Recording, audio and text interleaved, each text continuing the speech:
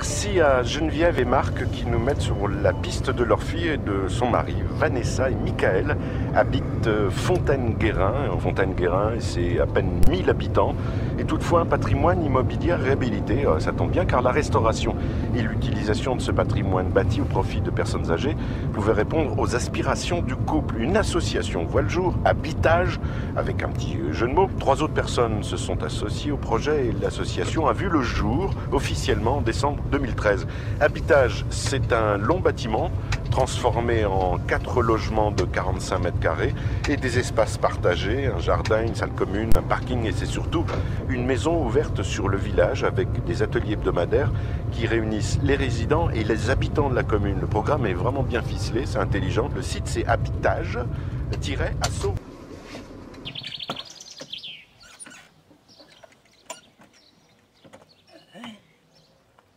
Joël Bedoué, j'ai 71 ans, retraité naturellement et heureux de l'être.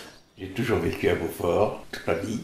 Et là j'arrive à Fontaine-Guérin, dans un endroit idéal pour mes vieux jours. Moi, je remercie Vanessa et Mickaël et puis tout le monde d'Habitage pour avoir eu l'idée de penser à certains vieux. C'était les courants d'air. Ah, voilà. Encore tout à fait fini, mais Ça avance doucement. il y a des petites babioles qui sont encore. C'est des choix découvertes de l'aménagement. Vous habitiez dans une petite maison avant, c'est ça, à Beaufort Une petite maison oui, qui était très agréable, très belle, très jolie. Mais malheureusement, il y a eu l'escalier. Pour moi, c'est parfait. C'est largement assez grand pour une personne. Il y a le soleil tout l'après-midi là qui va venir. Jusqu'au soir, 7-8 heures, on a le soleil ici, c'est agréable. Je préfère vivre à 3 que d'être seul dans son coin, c'est pas... Et puis l'hiver, il n'y a quand même pas grand-chose à faire par ici, alors on sera aussi bien à discuter chez l'un ou chez l'autre, ou dans la pièce commune. La vie du village, vous avez déjà un petit peu commencé à papoter avec... C'est des gens qui me connaissent, qui me connaissent maintenant, ils ont vu les copains dans le journal, je crois. Ils m'ont dit, ah, c'est le nouveau d'Habitage. Eh ben oui, c'est moi. Formidable ici. Pour moi, ça va être très bien.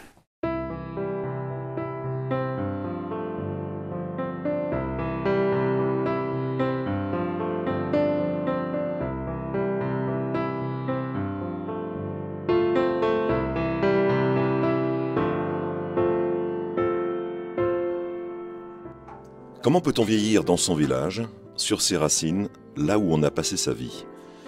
Comment peut-on préserver tous ces villages et leur patrimoine de l'abandon? Vanessa et Michael ont dû faire face à cette double question. Un projet innovant est né de leur réflexion. Une association s'est constituée autour de ce projet. Au pays de la boule de Fort et des clochettors, voici l'histoire d'Habitage. Le déclic, ça a été le décès de mon grand-père. En gros, ma grand-mère s'est retrouvée toute seule dans une longère à peu près 1 kilomètre d'ici, 1 kilomètre du bourg. Une longère non adaptée pour elle, avec des marches. Pas de salle de bain. Pas de salle de bain, oui, c'était vraiment précaire, quoi. Elle, je pense qu'elle aurait aimé rester dans le village. Le problème, c'est qu'il n'y avait aucun logement pour elle, quoi.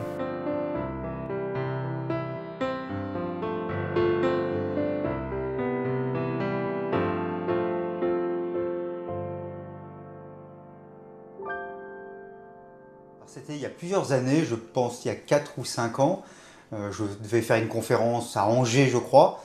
Et à un moment donné, je vois arriver 2 fous furieux, une folle et un fou. Vanessa et André qui commencent à m'expliquer des choses et tout. Et je comprends, je ne vais pas pouvoir m'en sortir. Je trouvais que ça allait exactement dans le sens de ce que je défends. C'est-à-dire que la société se prenne en charge elle-même, qu'elle n'attende pas toujours que ça se décide ailleurs, qu'on crée du lien social, que l'habitat pour les personnes âgées, pour tout le monde, entre autres pour les aînés, est un élément absolument central et qu'il faut qu'il ne soit pas dans un lieu complètement éloigné de la vie, mais qu'il faut qu'il soit dans la vie, avec la vie. Je me dis, c'est génial. Enthousiaste. Très enthousiasmant, très, très sympa, très en accord avec eux. Et donc, voilà, ils m'expliquent leur projet, ils me demandent est-ce que je veux bien les parrainer, est-ce que je veux bien les parrainer. Je dis, oui, bien sûr, avec grand plaisir. L'idée était installée. Elle ne demandait qu'à faire son chemin pour devenir un vrai projet. Elle n'attendait qu'un déclic, une étincelle. Signe du destin, l'opportunité du challenge SFR Jeunes Talents s'est présentée à ce moment précis, comme une évidence. Tout début janvier, je me rappelle, j'étais à la gare d'Angers, j'ai un coup de téléphone sur mon portable. Bonjour, c'est SFR. Voilà, donc vous êtes sélectionné pour venir à Rennes présenter votre projet. D'accord. On a lu pas mal, on a essayé aussi de trouver quelques ressources et on a lu pas mal Serge Guérin aussi, qui est maintenant aujourd'hui notre parrain, donc c'était marrant. Et puis voilà, enfin, grosso modo un budget. On avait l'idée un peu du bâtiment, mais il n'y avait rien de fait. Et puis il faut dire qu'il y a plein d'autres super projets et sur tout type de domaine, quoi. Donc voilà, puis le soir, c'était un petit peu soirée cocktail, et ils annonçaient les résultats, et donc sur les résultats, il y avait 8 projets au final qui étaient lauréats, et ces 8 projets allaient être accompagnés pendant 1 an. Et on a fait partie des 8 projets, on a été les 2e annoncés, et là c'est waouh, voilà, c'est parti, quoi.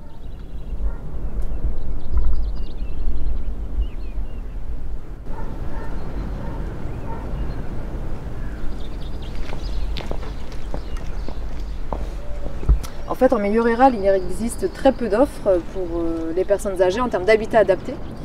Et ce qu'on voulait, c'est le volet aussi innovant de notre projet, c'est de réhabiliter du patrimoine local au lieu de construire des bâtiments neufs, comme c'est le cas parfois. L'idée, c'est de repartir de bâtiments qui existaient déjà, qui étaient inoccupés, et du coup de les réhabiliter pour répondre à un enjeu social et à un besoin de société qui est aujourd'hui l'hébergement pour les personnes âgées.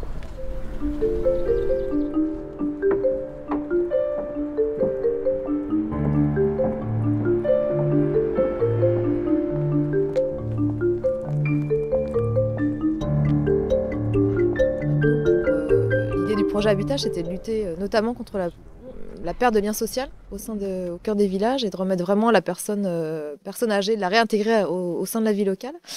Et puis, c'était aussi de lutter contre le mal logement. On a vu pas mal de personnes âgées qui habitaient encore dans des logements non confortables. Alors après, il y a un salubre indigne, mais en tout cas non confortable. Et c'était de se dire que tout le monde avait le droit de vieillir dans un logement confortable, et notamment pour les faibles revenus. C'est vrai qu'on avait observé aussi un certain nombre de patrimoines au cœur du village, alors pas que Fontaine-Guérin, mais en tout cas à Fontaine-Guérin aussi, un certain nombre de bâtiments ou de bâtisses qui étaient inoccupés, et qui du coup étaient un petit peu délabrés, alors qu'autour on pouvait construire des lotissements. Donc l'objet, c'était de se dire pourquoi ne pas réhabiliter du patrimoine existant au cœur du bourg pour répondre à un enjeu social d'habitat pour des personnes âgées. Et donc on va voir ce que ça donne directement sur place.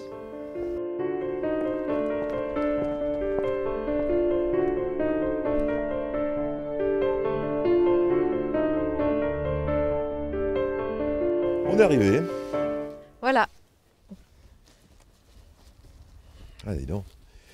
Et donc voilà, c'est là que ça se passera. Voilà donc le bâtiment qu'on souhaite réhabiliter pour en faire 4 logements d'environ 45 mètres carrés qui seront adaptés à la mobilité réduite, tout confort. Et puis juste à l'entrée, une salle de vie commune d'environ 43 mètres carrés. Voilà, avec aussi un jardin partagé, un accès avec un parking, etc. En plein cœur du bourg de Fontaine-Guérin. C'est vraiment tout près de la cité, on est vraiment tout près du cœur, donc ça va être une vraie proximité, animation. Et pour la commune Du coup, effectivement, on veut que ça soit vraiment un lieu inscrit dans la vie de la commune. Donc on souhaite aussi organiser quelques animations pour des personnes en dehors des résidents. Que ce soit vraiment un lieu ouvert, ça peut être un lieu culturel, aussi de rencontres, voilà, qui soit vraiment un lieu intéressant et de mixité aussi sociale pour le village.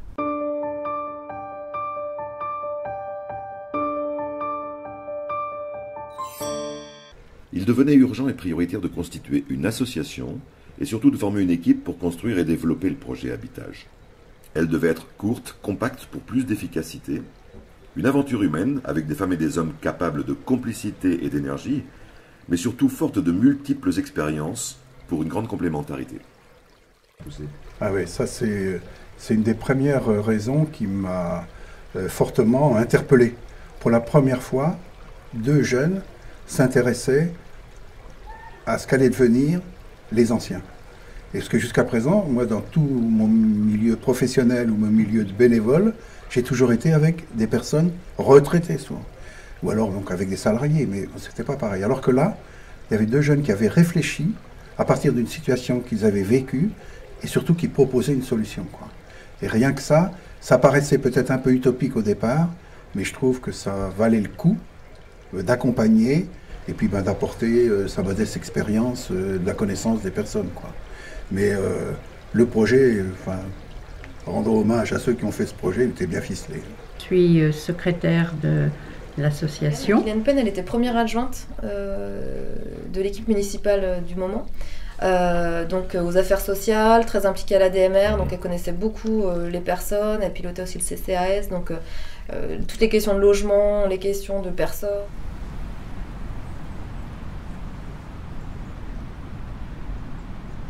Il y a une dizaine d'années, j'avais eu un projet qui s'inscrivait plus dans du neuf pour créer le chaînon manquant pour les personnes âgées entre leur domicile d'origine et puis la maison de retraite qui pour moi était souvent très délétère pour elles. Et lorsque Vanessa m'a proposé ce projet, voilà maintenant quelques années, 3 ans, j'ai adhéré d'emblée et surtout que ça liait à ça la réhabilitation du patrimoine qui est l'un de mes dadas aussi. Ouais. C'est vrai que le monde rural est encore plus concerné par les problématiques de vieillissement, tout simplement parce qu'il y a plus en proportion de personnes âgées dans le rural que dans l'urbain. Deuxièmement, évidemment, dans le rural, c'est plus compliqué, il y a moins de moyens, économiques. Les départements, par exemple, sont moins riches. Généralement, les aînés sont aussi moins riches, c'est des gens avec des retraites extrêmement modestes. Donc, Habitage est une des réponses tout à fait possible pour essayer à la fois que les personnes se prennent en main elles-mêmes avec la société, avec les habitants, n'attendent pas que tout arrive de là-haut, de toute façon ça n'arrivera pas. Et deuxièmement, que ce côté se mettre un petit peu en mutualisation, se mettre un petit peu en communauté, travailler ensemble en restant chacun chez soi, est sans doute un beau compromis entre le collectif et l'individuel. En fait, il faut trouver l'individuel collectif. La première subvention, alors c'était plutôt de fonctionnement, mais c'était la Banque Populaire, donc ça c'était un accord en 2014, mais de l'argent reçu en 2015.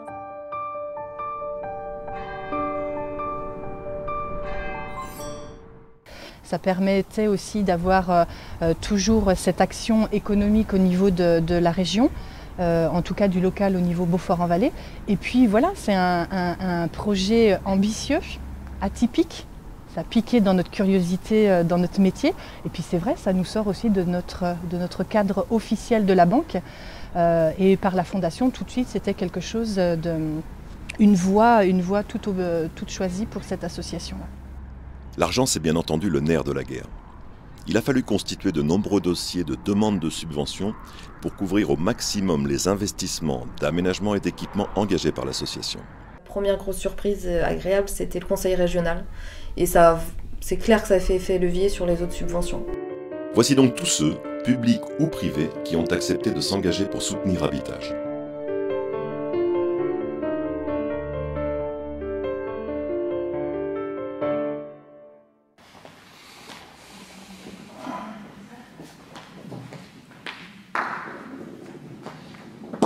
Jouer à la boule ici, les gens, c'est primordial, c'est un loisir très très important. Quand on dit à des anciens, on va construire dans un jeu de boules, ça leur dit quelque chose, hein. Ça leur parle automatiquement. Hein, parce que chacun ici a son jeu de boules et va jouer à la boule, c'est un lieu de rencontre, c'est un lieu de festivité, il y a des compétitions. C'est vraiment, moi j'habite dans un petit village où il y a 3 jeux de boules autour de chez moi. Hein. Le père construit très rapidement, et là, ça fait du bien. Donc le projet prend plein pot le jeu de boules, avec 4 logements de type 2 et une pièce de vie pour tous les occupants, un regroupement. La pièce commune, nous l'avons orientée au soleil, avec un préau de protection pour l'été qui peut faire une extension lors des beaux jours de cette pièce de vie et une sortie directement sur le jardin qui à terme sera valorisé avec un kiosque, avec un petit potager, poulailler et autres pour que tout cet ensemble-là vive à l'extérieur également des logements et que les personnes aient tendance facilement à sortir du logement et à venir se regrouper sur la parcelle et dans la pièce de vie. On laisse les grilles pierres, on change tout ce qu'il y a à changer, mais on garde l'aspect jeu de boules de départ.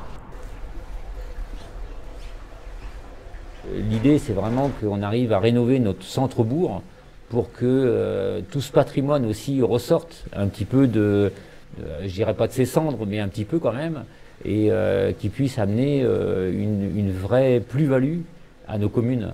Mais je crois qu'aussi, dans toutes les petites communes rurales, c'est intéressant d'avoir ce renouveau du patrimoine.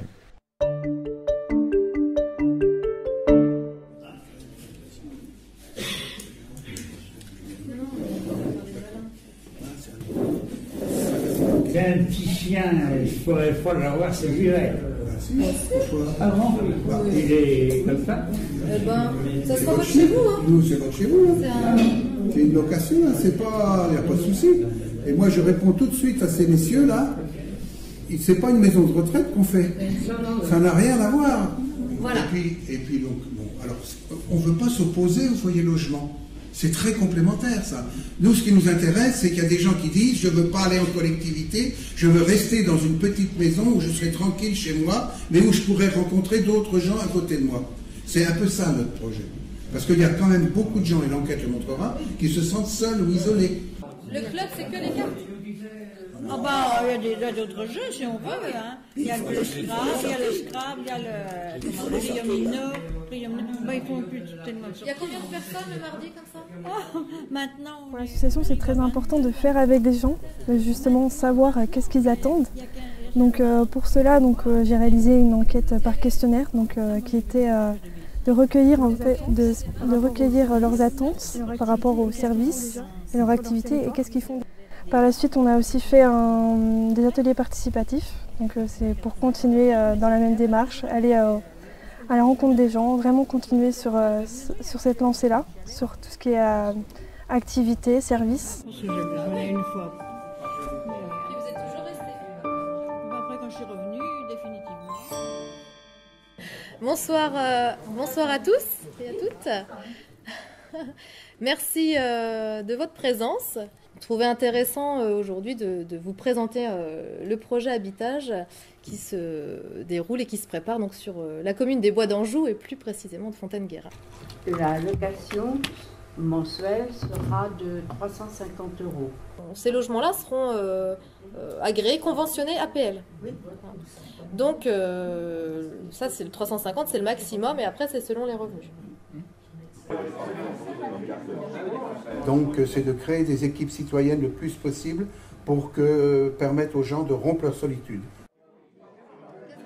Individuellement, on avait rencontré les acteurs du vieillissement sur le territoire et puis on a souhaité les rassembler et donc on a organisé le 3 juin cette rencontre-là et là aussi les gens ont répondu présents, donc on sent aussi un intérêt de travailler en complémentarité sur un territoire et ça nous est important. Voilà, la complémentarité des partenaires et de l'action sur le territoire, on y croit, on voulait surtout pas tout faire tout seul, on voulait vraiment associer les gens et on voit que ça marche et qu'il y a vraiment du lien à faire et voilà, donc pour l'instant tout marche comme on le souhaite. C'est ça aussi qui est intéressant, c'est au-delà des personnes elles-mêmes, des aînés concernés, de leur famille, de leur entourage, c'est aussi l'ensemble des autres.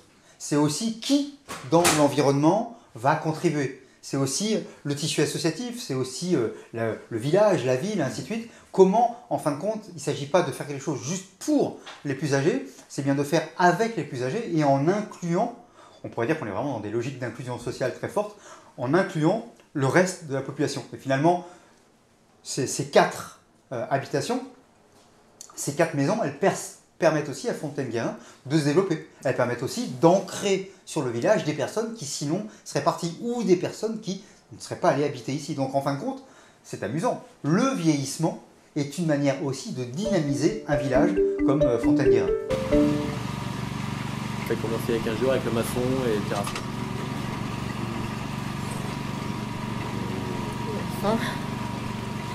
Et la fin qui est prévue premier trimestre 2017, enfin oui, semestre. Je dis pas de date parce qu'on a longtemps dit 1er janvier, mais bon.